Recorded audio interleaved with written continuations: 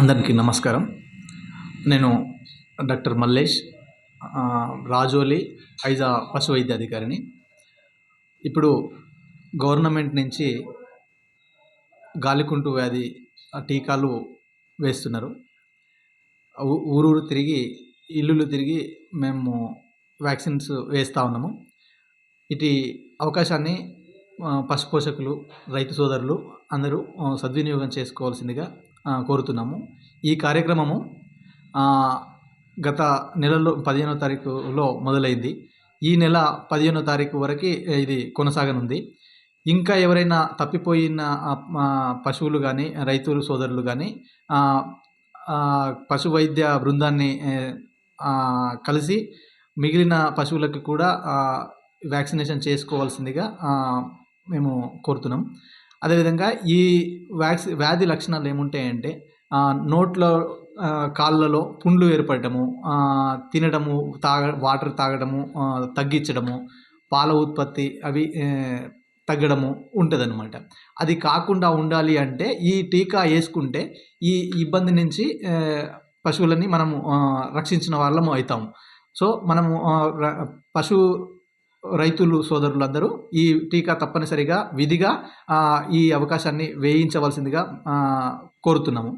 ఈ టీకా వ్యాక్సినేషన్ ఏదైతే ఉందో ఇది అంతా పూర్తిగా ఉచితంగా గవర్నమెంట్ నుంచి సదుపాయం చేస్తున్నాము.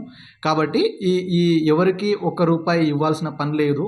ఎవరికి మీరు భయపడాల్సిన పని లేకుండా అడిగి వేయించుకోవాల్సిందిగా కోరుతున్నాము.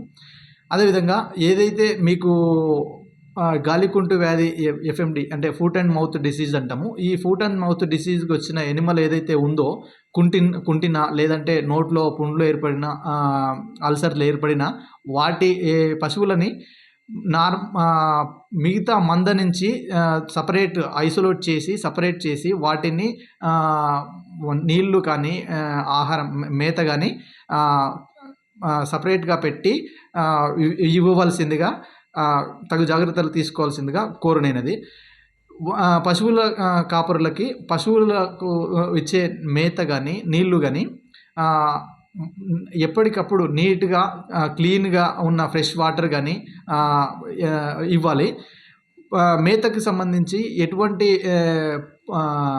బూజు కానీ, చెడిన కానీ, నల్లబడిన కానీ మేత కానీ ఇవ్వకుండా ఉంటే పశువులని ఆరోగ్యంగా చూసిన వాళ్ళం అవుతాము.